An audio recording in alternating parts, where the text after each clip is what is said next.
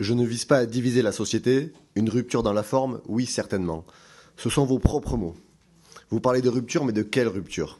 Seuls les actes révèlent la véritable nature d'un pouvoir, et seule la rupture sur le fond a un sens. Votre prédécesseur, M. Retailleau, affirmait qu'il ne faut jamais critiquer la police. Le même ministre qui a ordonné la poursuite systématique des véhicules en cas de refus d'obtempérer, là où jusqu'ici les policiers devaient apprécier au cas par cas la gravité de la situation pour éviter des drames. Depuis 2017, et l'adoption de l'article L435-1 du Code de sécurité intérieure, le nombre de morts a été multiplié par 5. La France est aujourd'hui le pays européen où la police tue le plus, au moins 29 morts en 2024. Je veux ici avoir une pensée pour Nourdine, Souaï, Rayana, Ali Hussein, Naël, Inès et pour toutes les victimes de cette loi. 3 organes de l'ONU ont déjà condamné le flou juridique autour de l'article L435-1.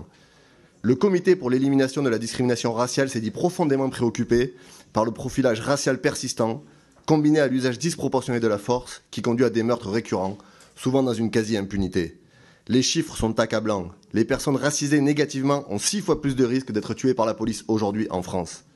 En mars dernier, à la suite des réquisitions du parquet dans l'affaire Naël Merzouk, ce sont les syndicats policiers eux-mêmes qui ont réclamé un cadre légal clair, net et précis. La France Insoumise a déjà déposé 2 propositions de loi pour abroger ce dispositif et en redéposera une dans les prochaines semaines. Les alertes se multiplient.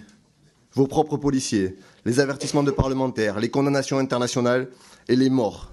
Allez-vous en faire rompre avec votre prédécesseur sur la question des violences policières? Allez-vous en faire reconnaître l'échec et la dangerosité de ce cadre légal?